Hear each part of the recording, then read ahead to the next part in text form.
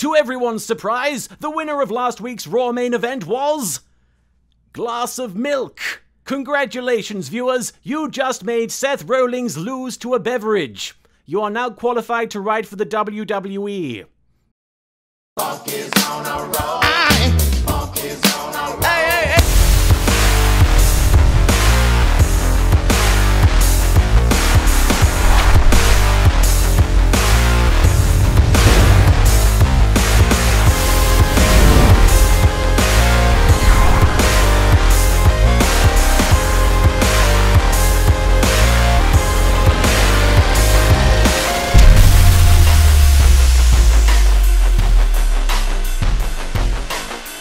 My fellow Marks, and welcome to the Mark Remark, the most sophisticated wrestling-themed comedy series since Swerved. My name's Martin. That's M-A-R-R-T-I-I-N. Ain't I great? This week's Cena Genesis Evangelion was brought to us from Buffalo, New York. And much like the proud Buffalo, tonight's episode of Raw makes decent wrestling storylines seem all but extinct. Last week left us on a bit of a cliffhanger, with Seth Draggings being rolled straight into the pits of hell, where he will no doubt experience endless torture and degradation with very little compensation. But fortunately for Seth, he's already wrestled on the independent circuit, so he knows what to expect. Speaking of torture, John Cena's entrance happens. John didn't know what to expect when he opened that bag of peanuts. Seems like some of you guys are a little salty tonight. And then he turned into a 9-year-old boy asking his crush out on a date. The champ! John Cena issues his US title open challenge to the rest of the WWE roster, using words that would have made America's great speakers of the past swell with pride. Some may disagree, but peep the hardware. John Cena is the man to beat. Abraham Lincoln, Martin Luther King Jr., John Cena. The New Day peeps the hardware very well indeed, and they come out to accept John's challenge after Xavier Woods performs a rendition of John Cena's theme on his trombone, which is still infinitely more bearable than any given John Cena meme video. Big E offers John a brand spanking new slogan. Hustle, loyalty, booty! Now, Big E, I know it's all in fun, but please don't compare John Cena to a pair of buttocks. I want to be able to look at one without thinking of the other. A pair of buttocks is not amused by the New Day's shenanigans. There's a time to entertain and a time to be serious. This from a very serious man whose very serious promos typically involve the serious words fart, boobies, hamster prostitute, and cheese Danish. Some of his promos exclusively use those words. He just comes out and says, "Fart on your cheese Danish boobies, you hamster prostitute." And that was to Kurt Angle. The New Day shuffle their deck and end up summoning Xavier Woods, but not before sacrificing a Blue Eyes Kofi Kingston and a Big E. Xavier Woods takes on John Cena in a match for the... I wasn't ready! Oh, sorry, Xavier Woods takes on John Cena in a... I wasn't ready! Okay.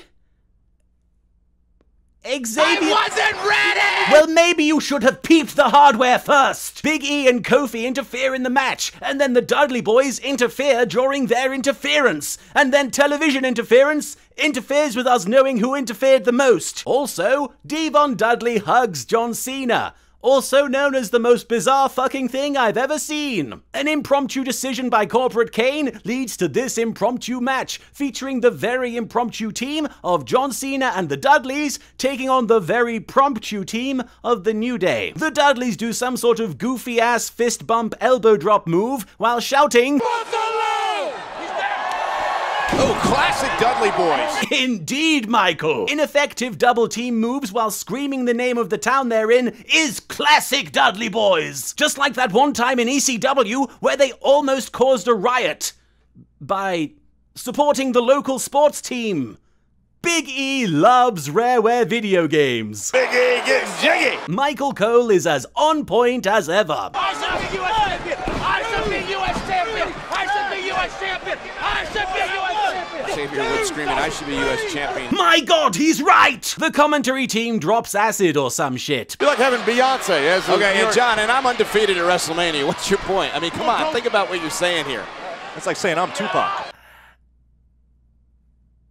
Notorious B.I.G.E. spears Cena to the outside, and then the New Day pick up the win. But John Cena wasn't involved in the decision, so he technically didn't lose the match. In fact, if you watch this match and kind of squint a little bit, it looks like John Cena does win the match, which is enough in my book to count that as a victory for John Cena. Backstage, Stephanie McMahon introduces Corporate Kane to Human Resources Ashley, or as Steph calls her. Ashley is from our HR, or Human Resources Department. Yes, I'm sure that Corporate Kane, one of the senior employees for your company, really needs you to explain what human resources is. He also needs you to explain what a wrestling match is, because since he started working here, he has yet to see a single one performed. Stephanie continues to explain human resources to the director of operations of the company, and then it turns out that somebody filed an anonymous complaint against Kane due to his actions in the past few weeks. Yes, if the WWE is known for anything, it's for taking the complaints of its employees very seriously. For example, the one time that CM Punk complained that he got a concussion, and Vince McMahon replied by saying, "Big deal, I've had 5 concussions since breakfast. Now let's get this creative meeting started, shall we?" Seth Rollins arrives specifically to implicate himself as the anonymous complainer, and then Kane leads Ashley away, telling her that she should really watch Total Divas. I knew it! He is a monster! Get thee behind me, Satan! JBL suspects that Seth might know more about the anonymous complaint than he's letting on. How did Seth know his email? You're right, JBL. That is extremely suspicious. I mean, this anonymous complaint could have taken any number of forms. It could have been written on papyrus, carrier pigeon, fucking smoke signals. But no, huge assumption on Seth Rollins' part there. An email. Talk about damning evidence. Star of Walt Disney's The Rescuers Down Under, Dean Ambrose, is telling his best buddy Roman Reigns that he doesn't trust Randy Orton. Although if Randy's history should prove anything, is that he's the most committed team player in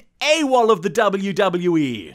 Sorry, all of the WWE. Roman says that tonight, he's going to end this feud with Bray Wyatt once and for all. And if most episodes of Raw are anything to go by, I'd say this match has a high chance of having a decisive conclusion with no loose ends left whatsoever. And Byron Saxton is probably Tupac. A rousing Christmas cake Mark Henry takes on the Big Show in a match that resembles a clash of titans. Sorry, I meant a match that resembles the Clash of the Titans. Because it's shit!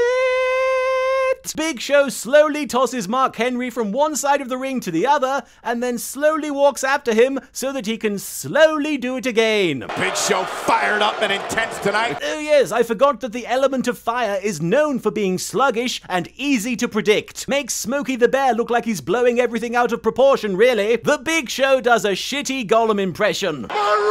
So yes, get very excited for the final chapter in the Brock Lesnar versus The Undertaker storyline. What do you mean you forgot that was happening? Peep the hardware! The Miz takes a break from all the nothing that he's doing to interview people with even more wasted talent. That's right, a man is interviewing a woman about woman things. Clearly, the Divas Revolution is in full effect. The Miz summarizes the intense Divas Revolution storyline so far. First, One Direction breaks up, now PCB. Do you hear the Divas sing, who are endorsed by Steph McMahon? It is the music of an angle that is not going as planned. Charlotte does not take kindly to Miz's crude ejaculations. Concern is oozing out of you, Miz. Hey now, don't quiz the Miz about his jizz. Team Bella arrives and calls out Team PCB for acting like a bunch of dumb high schoolers, as opposed to Team Bella, who are acting like grade A kindergartners. Charlotte and Becky prove that they totes aren't high schoolers. For realsies. Come on in, and I'll just make you tap out again like I did at Night of Champions. Sing. Nothing quite adds weight to your threats of violence like a quirky red-headed Irish woman saying zing. Remember Steve Austin's famous promo? Talk about your Psalms, talk about John 3:16. Austin 3:16 says I just whipped your ass. Sing. At least one person in the building is kind of familiar with the history of women's wrestling. Everyone knows that Paige did not start the Divas Revolution. There was one woman 1. The heavens part and Paige is led down to the ring by a throng of cherubic angels, whereupon she takes credit for starting the Divas Revolution and for getting Charlotte and Becky on TV. Hey, I've got a great idea. Let's spend more time talking about the Divas Revolution than actually having a revolution. Oh, you thought of that already? I mean, of course you did. Duh. Nikki and Paige throw down verbally. Yeah, and if you have two boyfriends like yours, who really needs ambition? Yes, let's bring our boyfriends into this. That'll make people respect the Divas division. The revolution will not be televised, ladies and gentlemen, because it's shit. Another impromptu match happens, and it's at this point that I realize that the only match scheduled for the first hour of Raw was Mark Henry versus The Big Show. Good thing we had all that impromptu stuff happen, eh? JBL offers his take on the Divas division. Look, let's just face it, the Divas never actually get along. They never have, they never will. You're just seeing it for the first time. Backstage, they're always fighting. Well, I see Booker T's attitude of all women hate each other is spreading. Let's hope they find a vaccine for the Booker T virus. Charlotte and Becky do a goofy double-team elbow drop, totally stealing a page out of the Dudleys book. That's classic Dudleys right there, you're stealing. Meanwhile, insightful commentary happens. There's a lot of stuff that is true with what Paige is saying. Stuff. You know, the stuff and the things. The junk. Paige abandons her former teammates in the middle of the match, and then Natty comes out and attempts to take her place. And so Paige knocks her off the apron, preventing her from interfering in the match that she had nothing to do with. That bitch. Nikki gets the rack attack on Charlotte and gets the pin, because women have tits. Isn't that right, Vince? Yeah!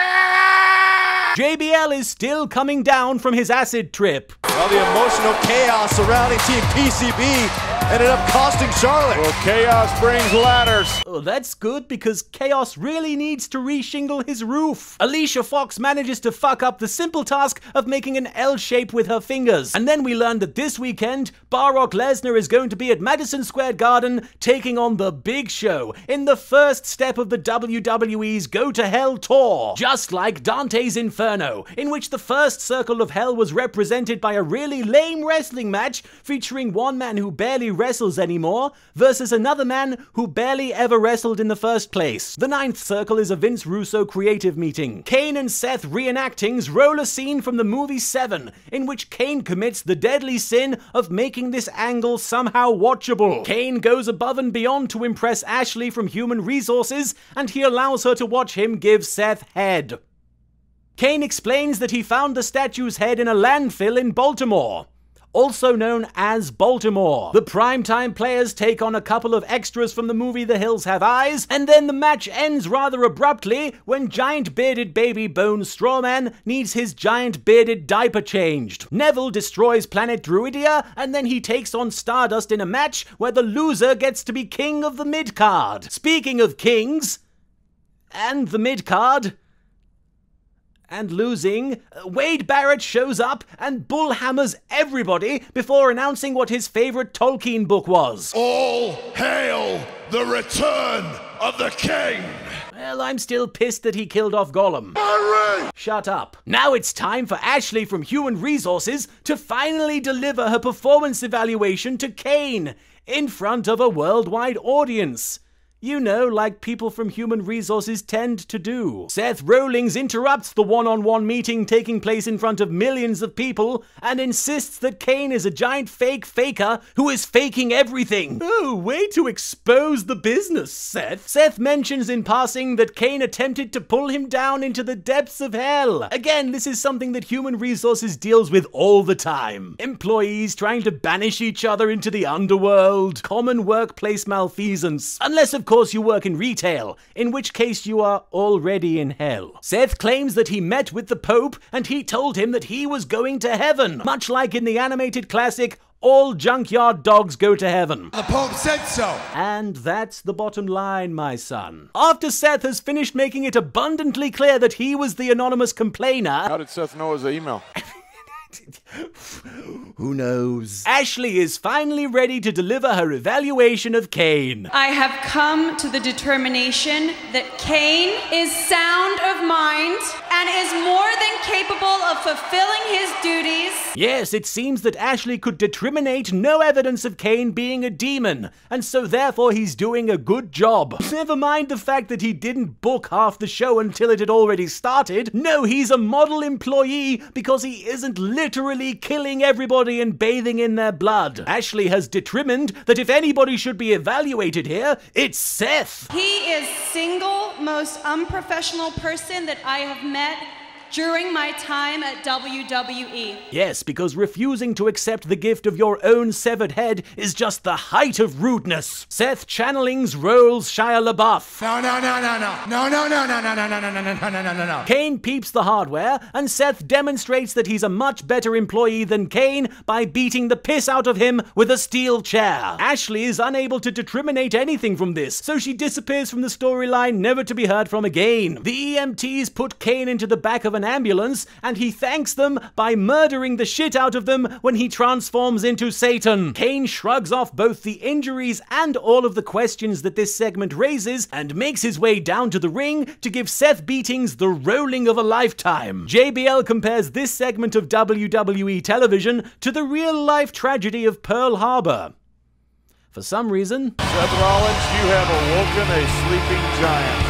Yes, except that quote is supposed to be a metaphor, whereas you're just using it to describe an actual large sleeping person. It's like saying, that's one small step for man and one giant leap for mankind every time you play hopscotch. It's technically accurate, but you still look like kind of a twat. Stop being kind of a twat, JBL. Bray Wyatt is a huge fan of Star Trek and Pixar. Oh, Braun and Harper make me so proud. Bray says that tonight he's going to accept Roman's request and face him one-on-one. He is not, however, going to accept everybody else's request of knowing what the fuck is going on in this feud. I mean, really, why the hell are you feuding? Did Roman eat your sandwich or something? Talk to Ashley in Human Resources about it. I mean, she's clearly an expert at workplace confrontations. What with her running away screaming when one presented itself. Corbin Dallas comes out to badmouth a local sports team, causing Randy Orton to have to come to the defense of the popular, successful group of athletes. Randy is ready, willing, and AWOL to do the job and take out Bo Dallas, upholding the honor of local sports teams everywhere. Be a star. Don't tease the popular jocks, or Randy Orton will kick the living shit out of you. Kevin Owens is going to wrestle Rusev. Meanwhile, Ryback is going to wrestle with the English language on commentary. Yeah, I can't wait to hear your take on this matchup between Kevin Owens and Rusev.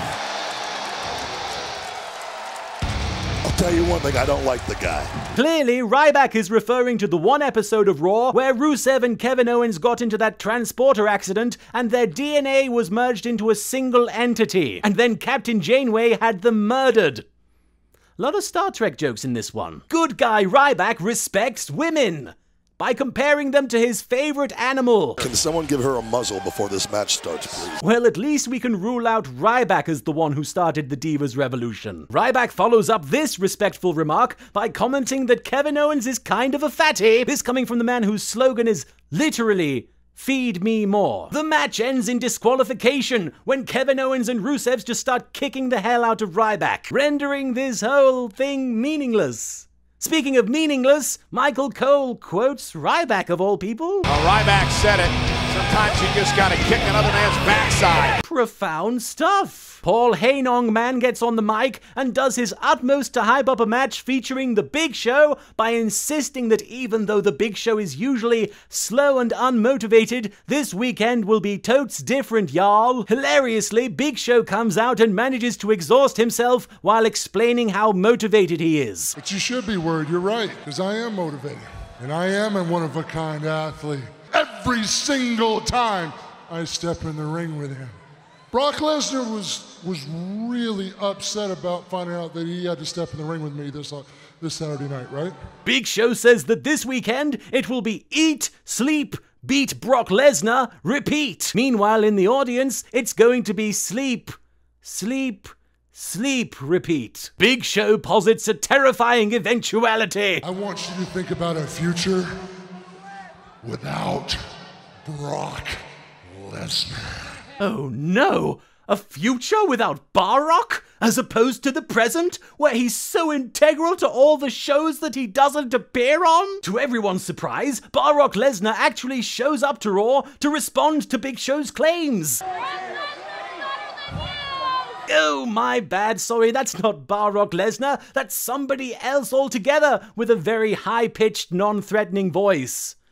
Easy mistake to make, really. Roman Reigns emerges from the crowd while a character from a 1960s British sitcom looks on, aggressively disapproving. Then Bray Wyatt arrives to the support of his followers. He's a charismatic guy. A lot of people want to follow Bray Wyatt.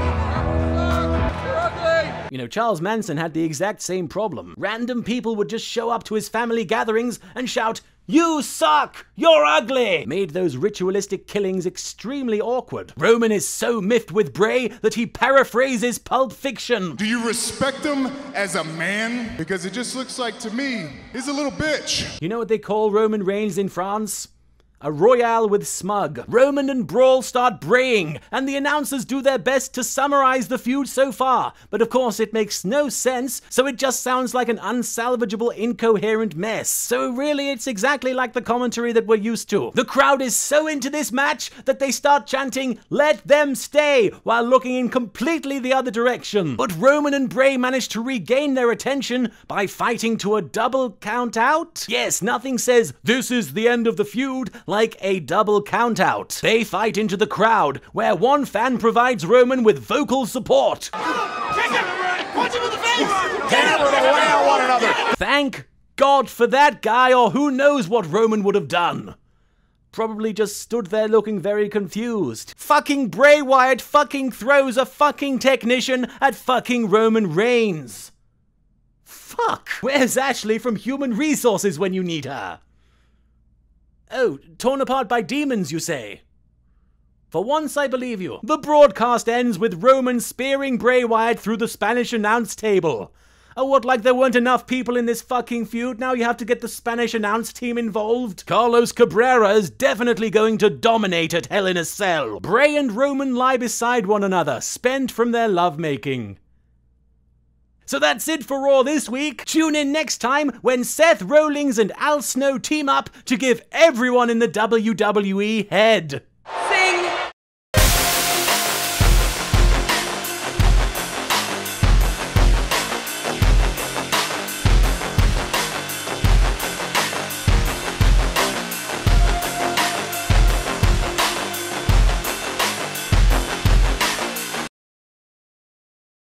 Roman and Bray lie next. Roman and Bray.